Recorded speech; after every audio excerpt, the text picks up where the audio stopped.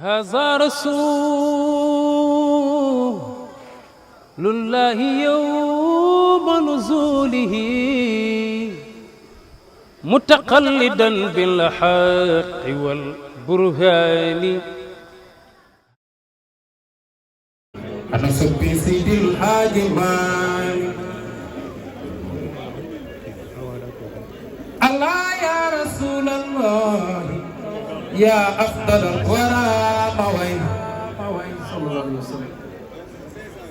فها نحن في دير شديد التراكم سمتنا سيد الحاج مالك moo tax soxna Umu Kalsoom kenn du samaam Seydil Haaji Maalik samaam Abdou Hamid Kan ca Kaolack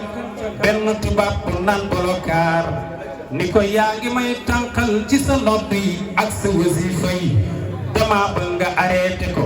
mu ni ko dama am kilifa xaaral ma dem Tiwaawan wax ko sama kilifa Seydil Haaji Maalik ci gàttal bi mu ñëwee mi ngi ko fekk ci gaaru Tiwaawan bi moo tax ku dem Tiwaawan na nga wor maam Seydil Haaji Maalik maam Abdou Hamid Kan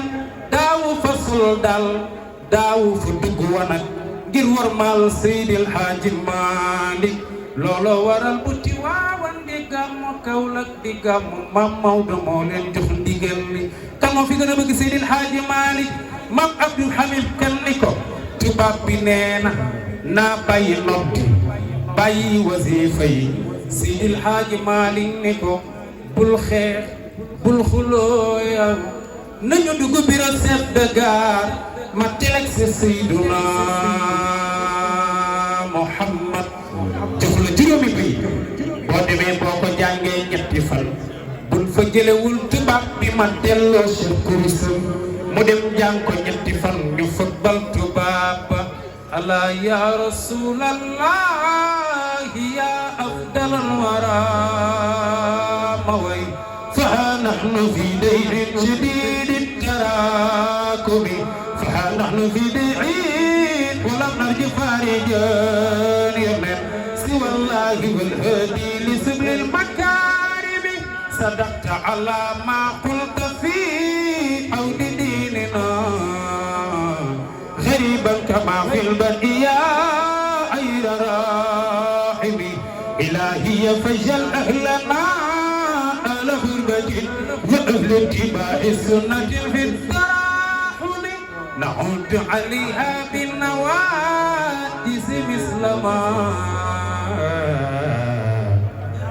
بي قال في عيسى ندرة هاشمي moo tax alaaji loolu kenn yàlla na nga yàgg jiitu ñu topp ci barke ya rasulallah ya rasulallah ma way xalifa waaw kii la ya xalifa ya xalifa Serigne Moustapha Sy sama ya xalifa ma xalifa Tijaan kooku sama moom xalifa maam xalifa Tijaan baka bay yaa xalifa yaa xalifa waaw Tijaan yaa xalifa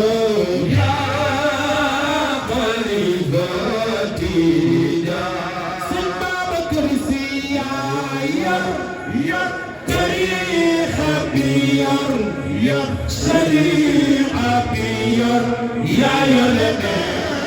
يا دفع غيب جوك ينمو محمود زيد نخاري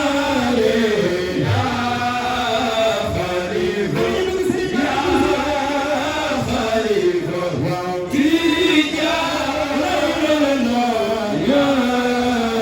خليفة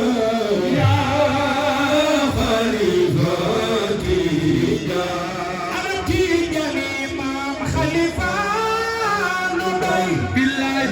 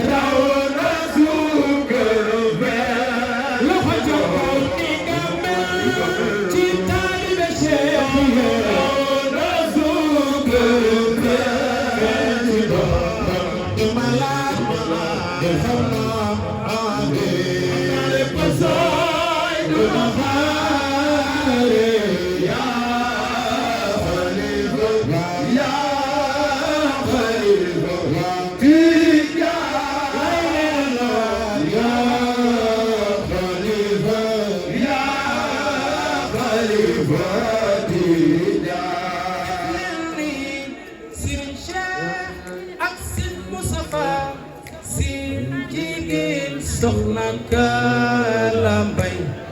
aduna ngi ñépp ñëw nan ndari géej toog di leen xaare Ablaye jërëjëf ca هذا رسول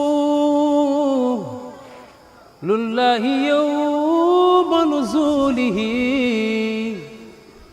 متقلدا بالحق والبرهان